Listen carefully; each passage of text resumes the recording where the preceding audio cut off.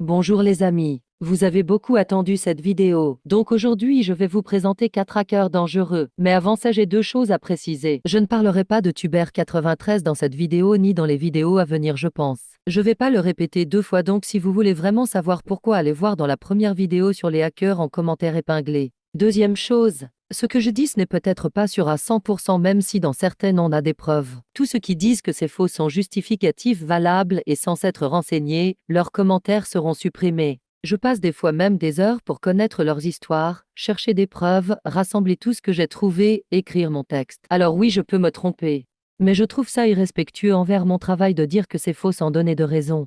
Et ça aussi je ne répéterai pas 2 fois. Et si je vois que ce genre de commentaires ne cesse pas j'arrêterai les vidéos du genre. Bref voilà c'était mon moment coup de gueule. Passons à la vidéo.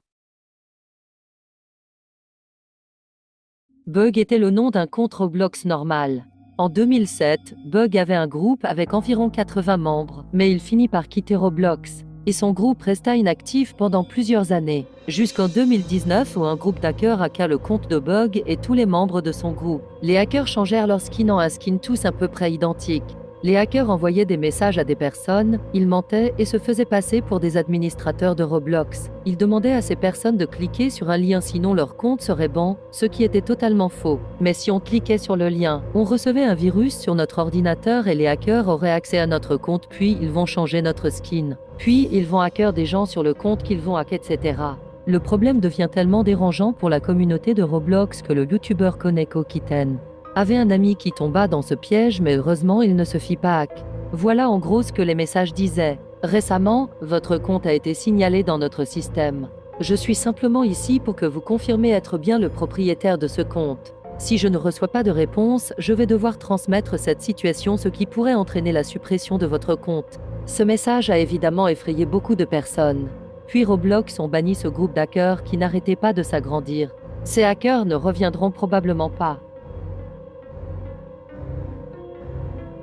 Entre janvier et février 2022, une hackeuse nommée Director Vivian a hacké 2 jeux connus, TTD3 et Spraypaint.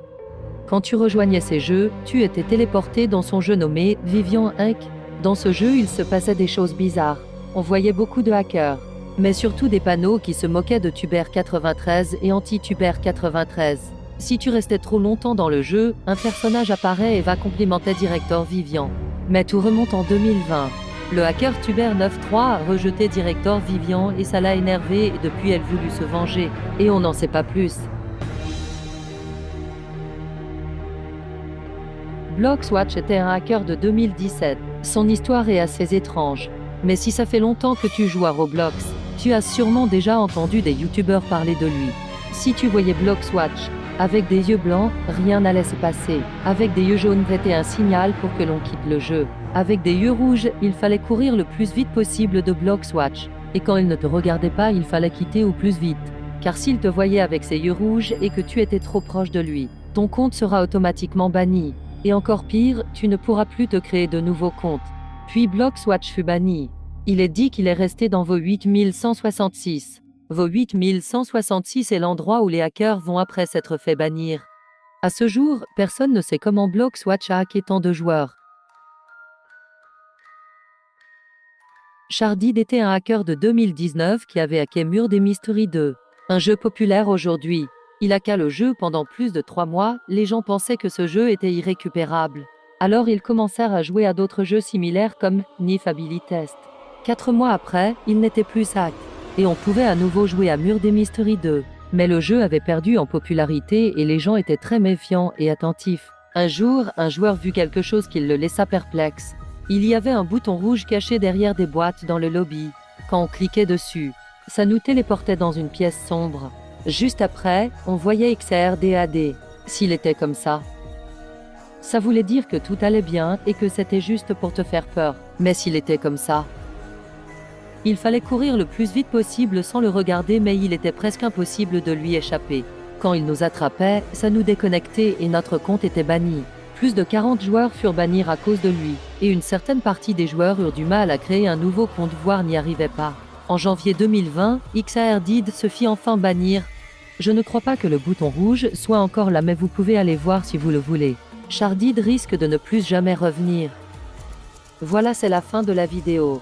N'oubliez pas le like et l'abonnement pour de prochaines vidéos. Voilà, si vous connaissez des sites, hackers, histoires terrifiantes de Roblox que vous voudriez que je raconte, n'hésitez pas à me le demander. Ou même des jeux que vous voudriez que je teste en vidéo. Voilà. À la prochaine l'équipe.